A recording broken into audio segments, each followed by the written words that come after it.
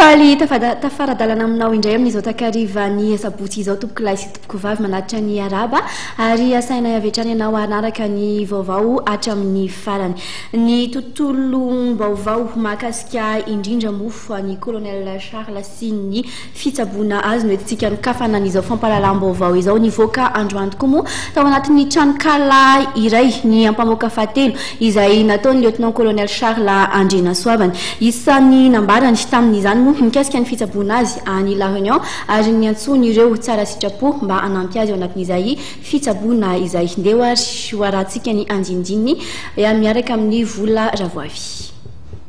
Miantso fanampiana avy amin'ny tsara sitrapo ny lieutenant colonel Charles Andrenasoavana araka nambarany tao amin'atiny ampamoaka izay nataony ary nivoaka androany tao anatin'ny tranokala dia nijanona tamin'ny fandefasana azy tany amin'ny nosy La Réunion nataon'ny fanjakana tetezamita ary tsy mbola nisy ny fiantohana izay fitsaboana izay hatramin'ny idiran'ny hopitaly tany an-toerana nanomboka ny volana desambra 2024 ka hatramin'izao.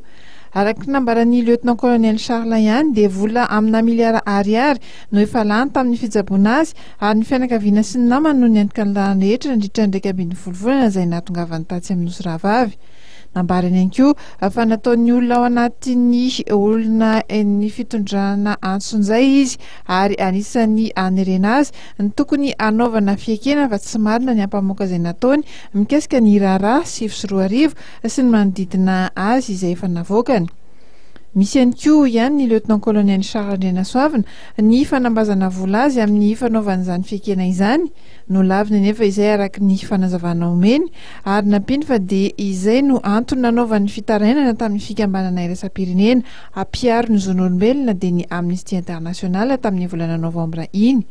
Nisy ny lalana akaonty amin'ny banky izay napetraky ny lieutenant colonel Charles atao anatin'ny tranokala ho an'ny eto Madagasikara sy ho an'ny nosy La Réunion amin'izay fanampiana izay. Ankoatr'izay moa dia nisy ihany koa ny famoahany ny tsiambaratelo ny tamin'ny raharaha 20 janoary 2024, ny 7 febroary, ny 17 mars ary ny raharaha bany sy ihany koa ny fomba niaina ny tany amin'ny fonjateto andro Madagasikara sy ny nandritra ny fitsaboana azy tatsy amin'ny nosy La Réunion.